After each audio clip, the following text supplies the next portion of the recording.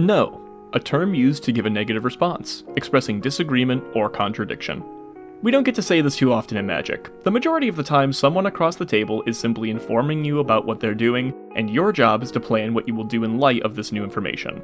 That's where you play the game of assessments. How hard is it to remove? Is it accruing too much value to let it stick around? Is the worst of it over because it has a powerful enters the battlefield clause that's already resolved? This can be a hassle, and sometimes you'd rather just say, no.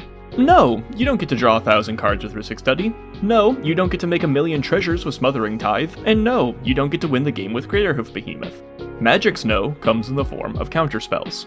It's easy to then start imagining a world where you just try to say no to everything this way. Counter this, stifle that, make the green player cry, but not all of these cards are created equal. There aren't 40 copies of the original counterspell, there's only one, meaning if you want to live out your Archmage dreams of ruling the stack with an iron fist, you have a lot of choices to sift through, and many of them are red herrings. Today, I want to point some of them out, and explain why these counterspells suck. Let's start with some low-hanging fruit. Arcane Denial is bad. It's 1 and a blue for a counterspell that hits every card type, then gives you a card and your opponent's 2 cards during the next upkeep. I don't need to tell you that giving opponents cards is bad in the abstract, but refunding yourself a card makes a lot of people gravitate towards this, sometimes even over counterspell proper. Here's why this is an issue. In Magic, removal and interaction are good because they're usually a slight positive resource exchange.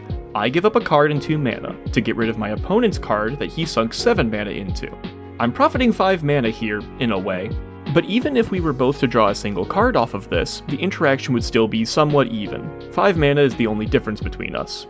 But with Arcane Denial, your opponent is a card up on you, and there are many times in the game where a card can be worth more than even 5 mana.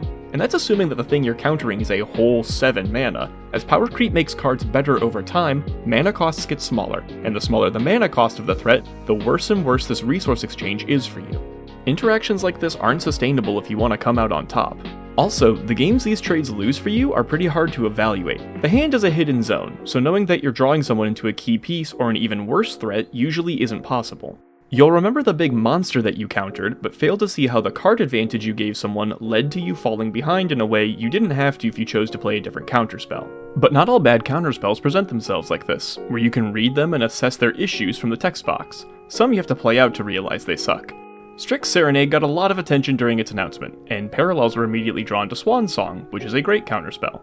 So let's do some comparisons. First, right off the bat, the ability to counter Planeswalkers is nothing, especially in Commander.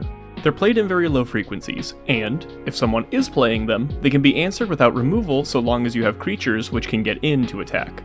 Artifacts and creatures are, on the other hand, great types to counter, so no notes there. But now we're comparing a card that can counter 2 good card types to one that counters 3. You also have to consider the fact that Swan Song can counter any card type. Kind of. Swan Song hits instants, meaning it can counter other counterspells, which makes it great at defending your more flexible counterspells on the stack in a counter war. Strix Serenade would leave you out to dry here. This applies to more than just the Serenade though. Annul and other cheap but narrow counterspells have issues being online when you really need them to be. Ideally, your interaction needs to be able to help you out whenever you need it, even if that means paying more mana for it. Minor Misstep is in this category too. It also emulates a commonly considered good card, Mental Misstep, but both of these cards get into problems because of format differences. These cards are great in CEDH, and although most cards that are good in EDH's competitive brother are great in regular EDH too, this isn't true of every card. CEDH has an incredibly high density of 1 and 0 mana spells due to most decks playing Moxen and low-cost interaction. In casual EDH, you're not seeing nearly the same mana curves. The threatening cards you need to counter are usually more along the 3 to 4 mana line, if not higher, like Jessica's Will and the One Ring. Also, for Minor Misstep specifically, 1 mana is just so much more than the 0 mana Mental Misstep costs. Blue Elemental Blast has similar problems. Outside of the aforementioned Jessica's Will and sometimes people's commanders, Red isn't really known for having must-answer threats. Dockside Extortionist has been banned, Crabgrave, and red permanents can be good, but are overall hardly as scary as blue permanents. This is where we start to compare this to Red Elemental Blast, a card that is much better due to having more problematic targets that it takes care of, fighting other counterspells on the stack, and being in a color that struggles against counterspells. Also, small benefit, it doesn't telegraph itself as much as Blue Blast due to taking just 1 pip of red mana. Nobody's playing around Red Elemental Blast being in your hand. All of these counterspells try, and in my opinion, fail to do the job of a more expensive but also more flexible competitor. Not every answer is good just because it's cheap on its mana cost. But then we have the other side of this coin. Going from efficient counterspells that are too narrow, we then have bloated counterspells that try to do too much. Let's work with some examples. Absorb, Undermine, and Ionize. All three of these cards cost 3 mana to justify countering a spell and then giving you a tag-along effect. Absorb gains you life, Undermine causes 3 life lost, and Ionize deals 2 damage. Here's why this is an issue.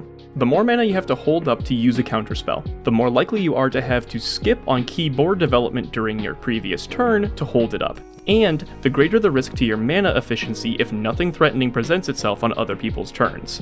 Are these issues worth the slight increase in value these cards' tag-along effects give you? I'd argue no. It would probably be better to have a more streamlined card that just does what you want it to. These feel like you're getting charged extra for features you didn't want or ask for.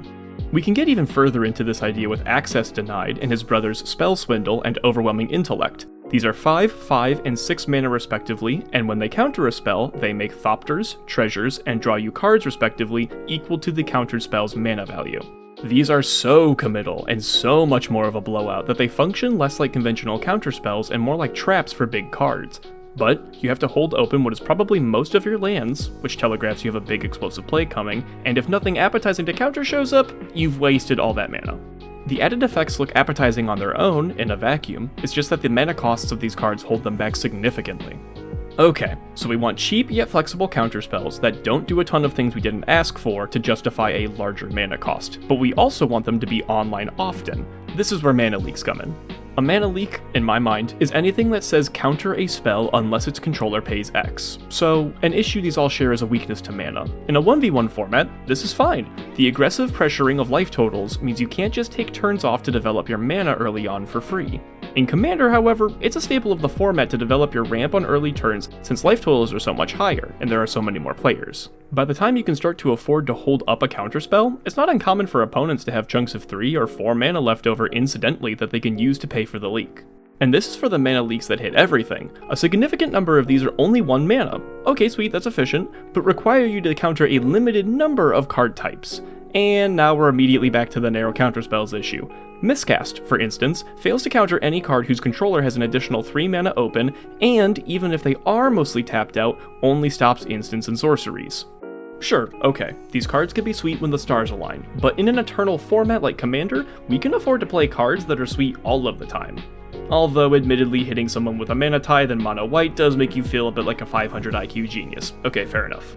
But there are other options. Condescend and Spellburst get around this by letting you pay extra mana to increase the tax, I hear you saying. And that's true, but now you're not competing with other 1 and 2 mana counterspells. This is closer to our earlier 5 and 6 mana friends, but you don't even get the massive payoffs that those provide when you successfully counter a spell. You just pay a billion mana to try and prove someone wrong about mana leaks on the internet. I don't need to tell you this, but these can often become horrible resource exchanges for you, opening up the other 2 players not part of the interaction to pull ahead even more so than regular removal already does. Okay then, forget narrow counters, forget big counters, forget mana leaks. What about other weird counterspells like Memory Lapse or Lapse of Certainty? Although I love myself a good game of Dan, these cards also have their issues. For the uninitiated, both of these counterspells hit anything, with no drawbacks, but require you to put the countered spell on top of its owner's library rather than in their graveyard.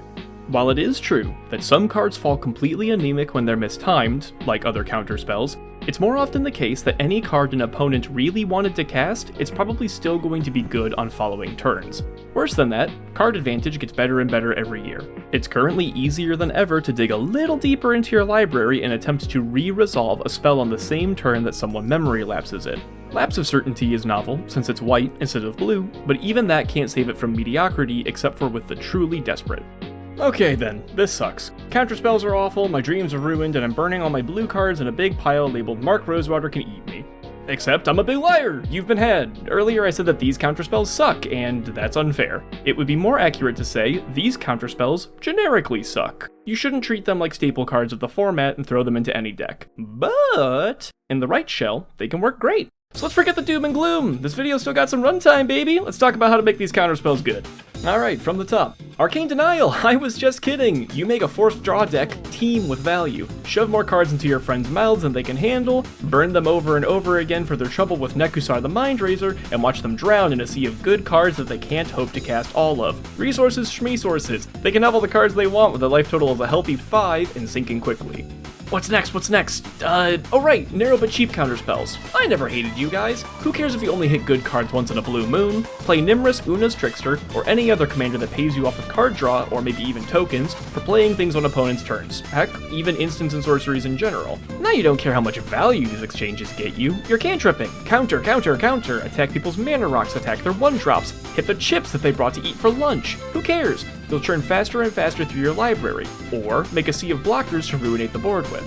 Okay, good stuff. After that was, big counterspells, the expensive, explosive ones. Well, the thing is, if you ignore the mana costs, the text box on these cards are pretty great, so that's exactly what we're going to do. Magnus the Red is incredible here, reducing the cost of instants and sorceries you cast by 1 for each creature token you control. Forget about ever paying a generic mana cost again. Who needs mana drain when you have a commander making Spell Swindle into a better version of it? 2 mana counter a spell and draw cards equal to its mana value with overwhelming intellect? Yeah, I think I will. Alright, we're on a roll. Mana leaks can get some help from Nimrus and friends too, but let's go a different route for this one. These cards work great with stacks pieces. Grand Arbiter Augustine IV is awesome here. He not only reduces your counterspell's costs, but also increases the cost of your opponent's spells in general. This makes them far, far less likely to have any mana left over to pay your taxes with. Is this a little scummy of you? Maybe, but the point is he's a great way to give these options some kick. You know what? I'm even gonna take a stab at top deck setters. Memory Lapse and Lapse of Certainty go from pretty meh to pretty amazing in the shell of an Ixel Scion of Atraxa or Paco Arcane Retriever deck. Anything that steals the top card of your opponent's libraries will leave them feeling like they've been thoroughly outplayed as you make their threats into your own. Even if you don't end up casting those spells, that's fine too. Sending them into exile to hang out permanently is much, much better than letting them go to the graveyard where they can be grabbed back later with recursion. And, whew, there we go. Yes, these counterspells are still not great to just generically throw into a deck. And yes, these are edge cases. But Magic is complex, it's dense, it's layered. Edge cases do come up, especially if you're the one building around them. The lesson here is that, if you love a card, you can probably find a home for it, even if it's usually lackluster. I'm gonna go head out now. I've got some big overcosted spells to cast off of Magnus, but I want to hear what your favorite bad counterspells are, and how you make them work for you. The comments section is my favorite part of every video I post, so let's chat down there. Hopefully, if nothing else, now you at least have something to reply with the next time someone tells you these counterspells suck. Thank you so much for watching.